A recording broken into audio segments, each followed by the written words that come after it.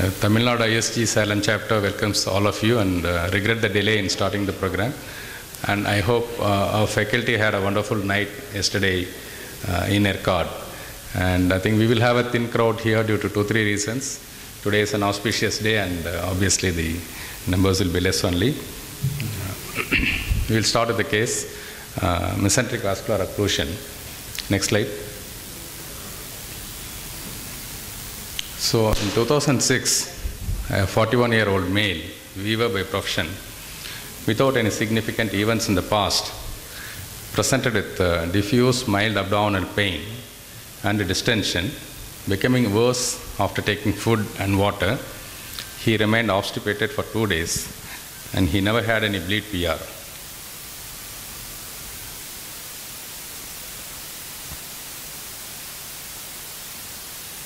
Stable. Vitals are okay. All peripheral pulses are felt normally. He did not have any stigmata of chronic liver disease.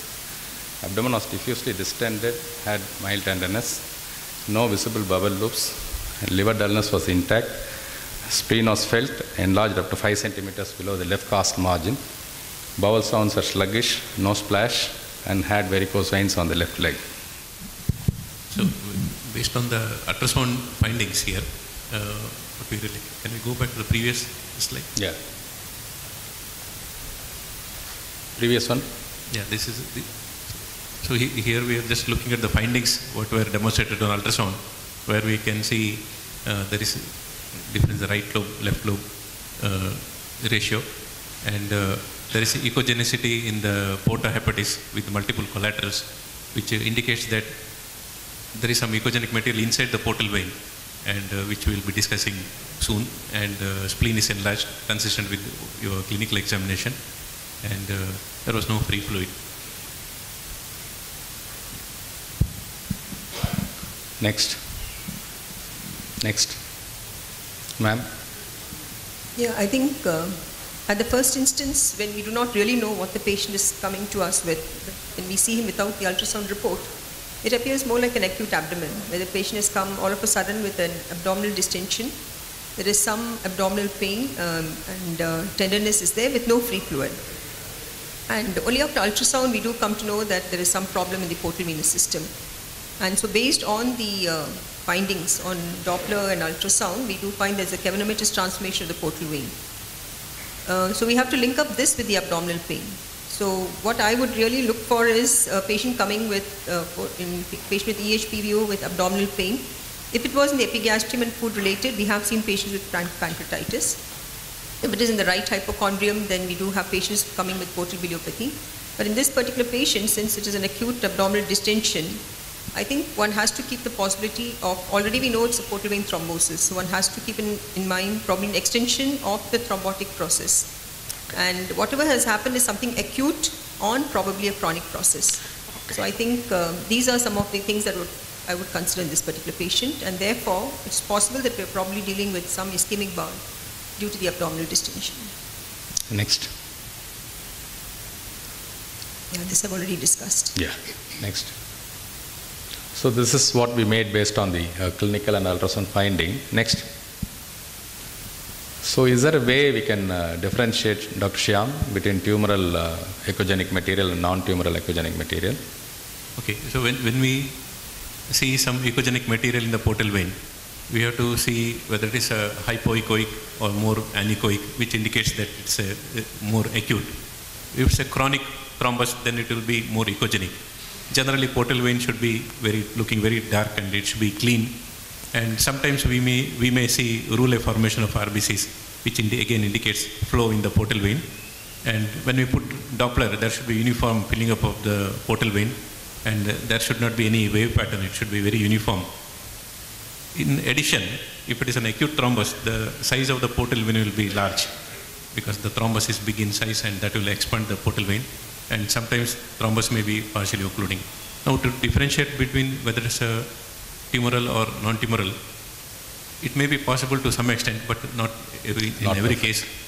And if there is some flow within the thrombus, which you can demonstrate, in addition to a mass lesion in the liver, that may be more in favor of a tumor thrombus. Otherwise, it will be difficult to differentiate. Next.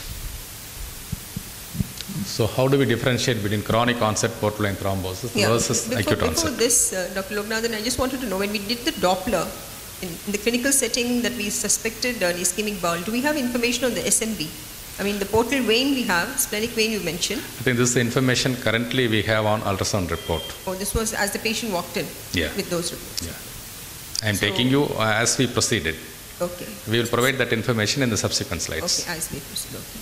So basically in this, the problem we did have was, as in the beginning what I said, if it was, whether it was acute or chronic, and what was chronic was not known to the patient that he did have an extrahepatic portal vein obstruction. Next Can I have slide. the next slide? So in the basic difference to say whether it's acute or chronic, in chronic we would have evidence of, say, hypersplenism would be there. That's one important presentation. And they can present with GI bleed, as in any patient with portal vein thrombosis. And the other findings are occasional patients who have an ischemic episode coming on as an acute, then they can have evidence of ascites coming up. So in acute, most of the times they will have like presentation of an ischemic bowel, which would be abdominal pain. Three important features are the abdominal pain, the fever, an occasional patient may have diarrhea and vomiting. And splenomegaly ascites are usually uncommon in these patients. Next slide. Yeah, would you like to do any more tests? Dr. Shyam, would you like some more imaging? Next. I think we need to have more information regarding the status of the portal vein and spermicentric vein. So this can be best obtained by a contrast CT, contrast CT scan, and this is what I would like to look for. Ma'am? The other thing is, since we're suspecting an acute on a chronic process, I think one needs to work up all the other causes of a prothrombotic process. Here the So difficulty for the sonologist was, Yeah. you have a dilated bubble loops, but not much of fluid levels and all inside. So he was probably not able to very well visualize the rest of the SMV or SMA. He was not able to visualize that well. So probably after CCT, once it's confirmed that there is a thrombotic episode, I think we have to work for other thrombophilic Okay. processes. Dr. Sundara Kannan? Well, once the thrombotic process is confirmed, most of the time, the thing is... At this point of time, I think we do not know whether there is a thrombotic process or not, because we do not know right now. We have only an ultrasound image and the clinical features and some basic blood investigations.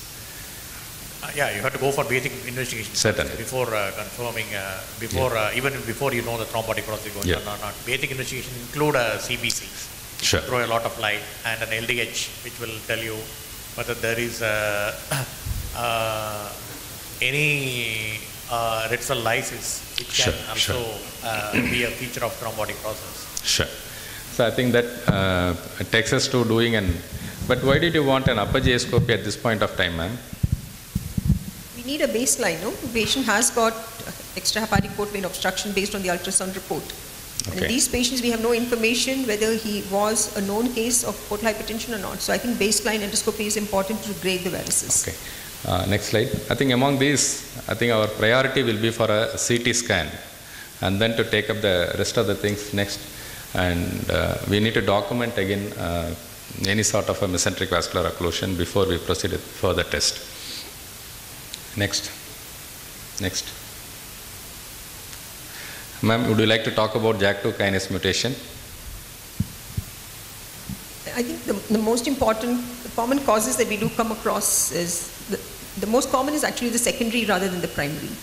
So actually in young children and young adults, we would consider, say, causes arising from the intestine, inflammatory process, infective processes as causes of portal vein thrombosis. In this patient, he is slightly on the older side. So other conditions like chronic pancreatitis involving the portal vein or lesions involving the pancreas should be considered ahead of all the other causes. Sure. Of course, there's no history to suggest a pancreatic pathology, so therefore the workup should be towards a primary. Sure. And in the primary thrombophilic process, I think protein CS, antithrombin 3, and of course we have the JAK2 mutation. But amongst them, what is being described is that the protein S and protein C are the more important ones, and the APLS. These are the two common causes of EHPVO. Sure, ma'am. So those are the things. And we do have some information that in case we are not able to do all the thrombophilic factors, then a simple screening test would be to get the ratio of protein S, C or antithrombin to factor 2 plus factor 7, I think, divided by 2. And if the results are more than 70%, less than 70%, then one should suspect a genetic possibility. Sure. I think we have a lot of slides down below. Next one. Dr. Sundarakannan.